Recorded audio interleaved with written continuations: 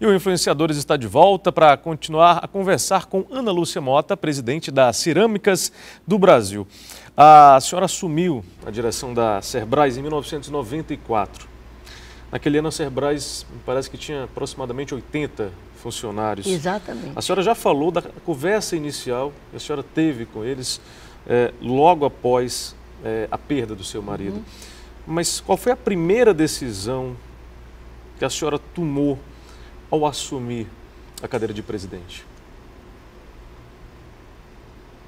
A senhora lembra se manteve o trabalho que vinha sendo feito ou o que mudou? Não dava para mudar nada no primeiro momento.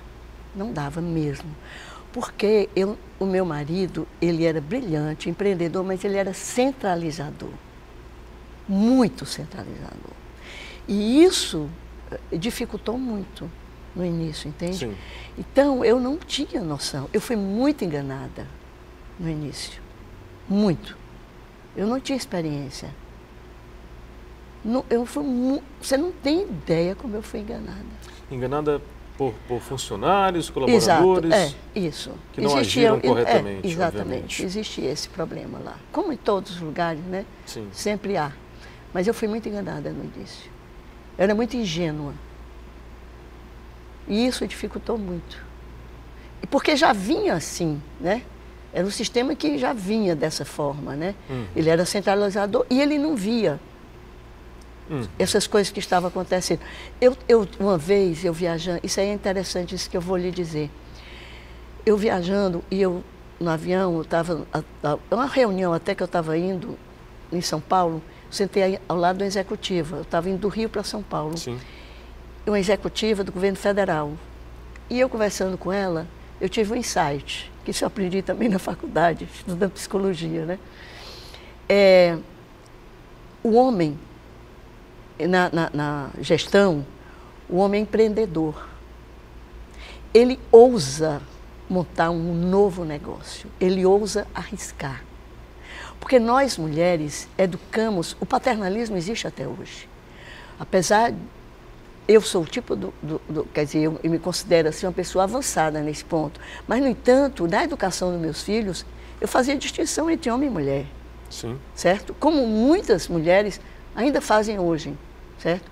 Então, nós educamos a mulher para a gente comprar boneca, para ela ser mãe, para cuidar da casa. Então, a mulher, ela é educada para ser dona de casa, para ser mãe de família. Mesmo ela trabalhando, ela é quem se preocupa se os filhos tomam a vacina, concorda? Se tem vai faltar arroz, vai faltar carne, ela se preocupa com a administração da casa. Então, ela é uma melhor administradora do que o homem, porque ela foi educada para isso. Naturalmente. Naturalmente. Então, eu prestava mais atenção, certo? E por prestar atenção faz a diferença. Então, a mulher administra melhor, pode prestar atenção. Agora, o homem é ousado. Então, eles podem, quer dizer, pode acontecer uma parceria perfeita. O homem ousa, o homem empreende. Se não fosse meu marido, a fábrica não existiria. Isso eu te digo com toda certeza. Com certeza, dona Ana Lúcia, tem muitos casais nos assistindo nesse momento. E casais que trabalham juntos. Certo. E algumas pessoas dizem, é natural isso, que às vezes é difícil essa relação marido e mulher dentro do ambiente de trabalho. O que a senhora diria para essas pessoas?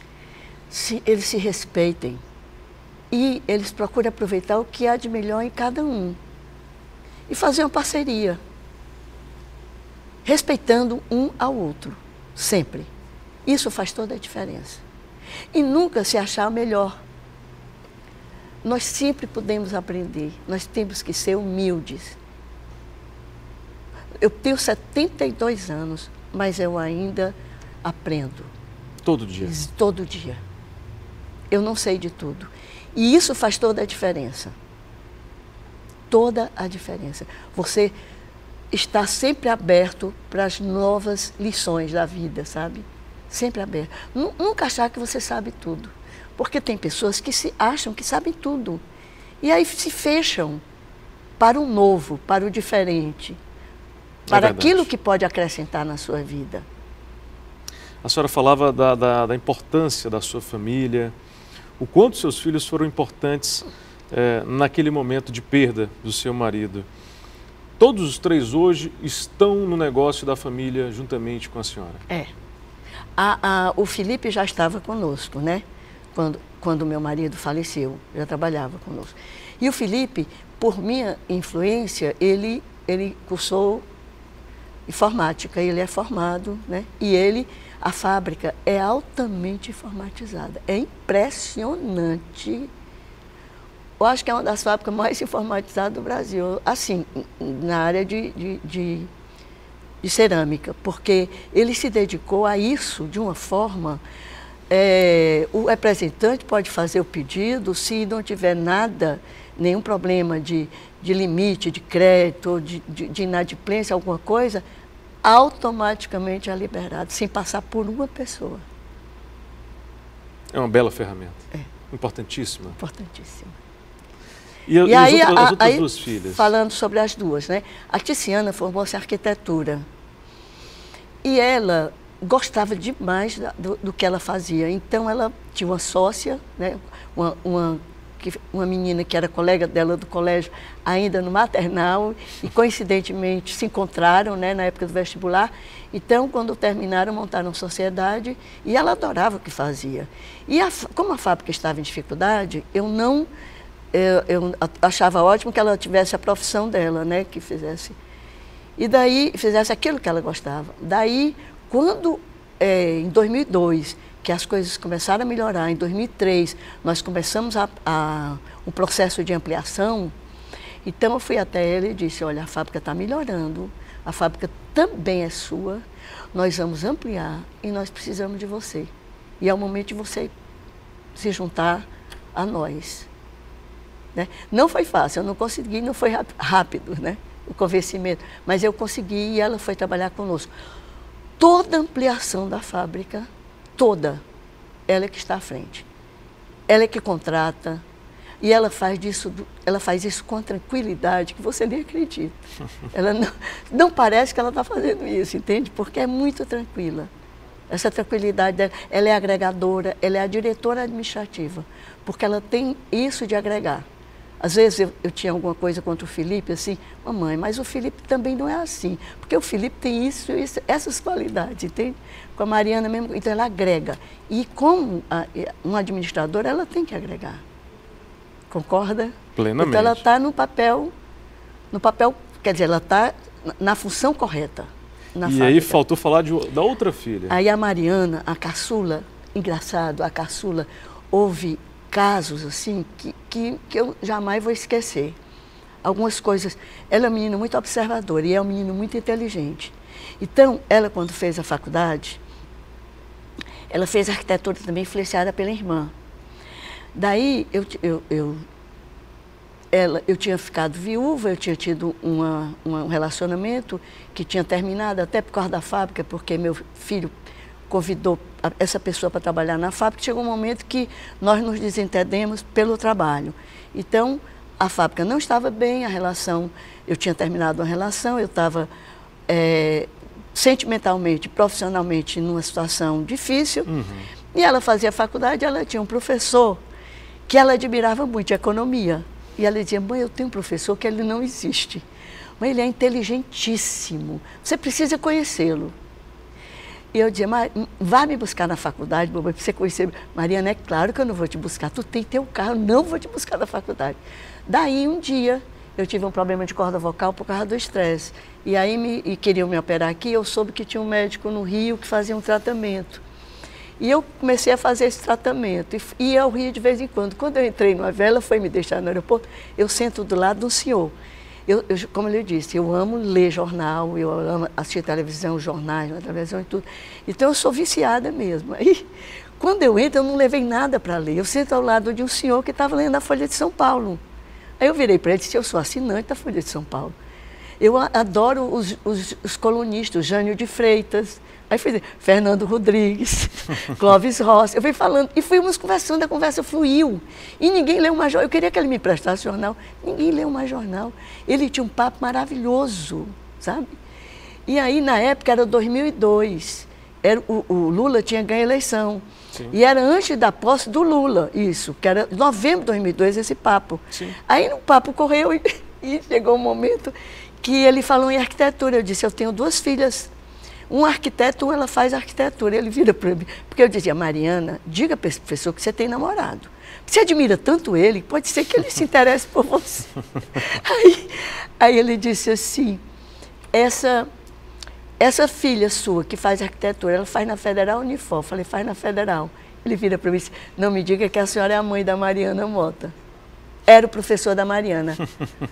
Quer ver mais coincidência? Em janeiro, eu lendo a Folha de São Paulo, ele foi escolhido para ser o presidente do Banco do Nordeste. É o Roberto Smith. Nossa! Aí ele me chama para ser vice-prefeita de Maracanaú, que eu amo política. O meu avô, os 2 avós, o meu avô materno e meu avô paterno eram políticos. Um foi prefeito de Fortaleza, um foi da Fênix Catedral. Avenida José Bastos é o meu avô. É o nome do meu avô, ele era da Fênix Catedral. Então, tá no meu sangue, eu adoro, leio muito sobre política, gosto muito de ler livros sobre política. Aí, ele vai e me convida para ser vice-prefeito de Maracanaú. Mas meus filhos me aconselharam, eu também pensei em muita fábrica, eu tinha que estar à frente da fábrica. E ninguém pode servir a 2 senhores. Então, optei por ficar na fábrica. Eu não aceitei entrar na política. E eu fiz a opção certa, concorda? E aí eu pergunto para a senhora, por que uma empresa familiar é diferente das outras, das empresas ditas tradicionais, digamos assim? Eu acho que há um laço de afinidade e de amizade muito grande e que as pessoas... por exemplo, eu não terminei de falar sobre a Mariana, porque eu gostaria de contar isso. Por favor. Quando meu marido morreu, ele deixou um seguro. E esse seguro foi dividido entre eu e os meus filhos. E a Mariana tinha 14 anos, eu emancipei ela, e o valor ficou no banco. Então, eu e o Felipe, né, utilizamos esse valor para a fábrica, para ajudar a fábrica no momento da dificuldade. Sim. E aí chegou um momento que eu pedi a Mariana para ela arranjar uma parte desse valor para a fábrica. Ela emprestou e foram entregues cheques a ela. E esses cheques venciam e nós não podíamos pagar. Então chegou um outro momento que eu não tinha o dinheiro para pagar a folha de pagamento. E não tinha de onde tirar mais, não tinha como, o que fazer, nem trocar cheque para o banco, nem nada. Aí eu fui ligar para ela, mas achando que eu ia ouvir a seguinte resposta. Mamãe, tu ainda vai botar dinheiro nessa fábrica? Eu não acredito, não. Aí eu liguei para ela, Mariana, está faltando dinheiro para eu pagar a folha, tem que pagar até amanhã, a folha do pessoal. Será que você podia arranjar o dinheiro que você tem, o restante do dinheiro que você tem? Sabe o que ela disse? Mãe, eu chego já aí para assinar o cheque. Eu me emociono até hoje. Confiou no negócio da família, acreditou? Acreditou. E ela hoje é a industrial, ela que foi buscar a qualidade. Ela está na Coverings, ela está no evento, nós estamos fabricando telha, ela buscou a qualidade da telha nos Estados Unidos. A telha é certificada nos Estados Unidos como uma telha de qualidade.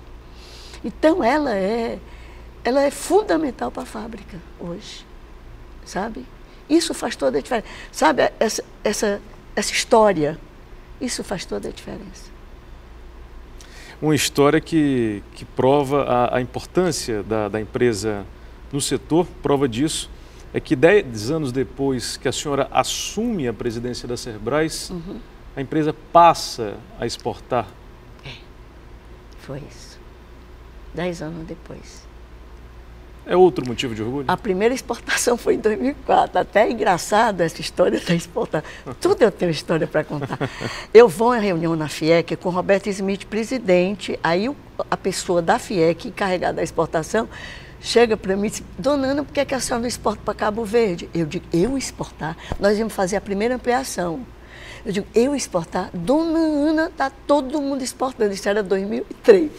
Aí eu digo, tá bom. Aí ele leva a pessoa para comprar o nosso produto, a pessoa de Cabo Verde, ele leva na fábrica. O cara se encanta com os produtos, escolhe os produtos. Aí eu converso com a pessoa que estava me vendendo equipamento, que ele tem fábrica de cerâmica, ele entende. Ele disse, Dona Ana, não exporte agora não. A senhora vai ampliar agora, deixa para exportar depois da ampliação. Corre o risco do piso chegar todo quebrado. Eu ligo para o cara da FIEC e disse, olha, o Guilherme Guimarães, eu digo, olha Guilherme, eu não vou exportar, por causa disso. Ele disse, Dona Ana. Aí ele fala para o cliente. Sabe o que o cliente disse? Que gostou da minha honestidade, que vai levar e se quebrar ele assume o risco. Ele levou o piso. Foi a primeira exportação, foi dessa forma. E hoje a Cerbrais exporta para 31 países. É verdade. A gente continua conversando com a dona Ana Lúcia Mota, presidente da Cerbrais, a Cerâmicas do Brasil. A gente volta já.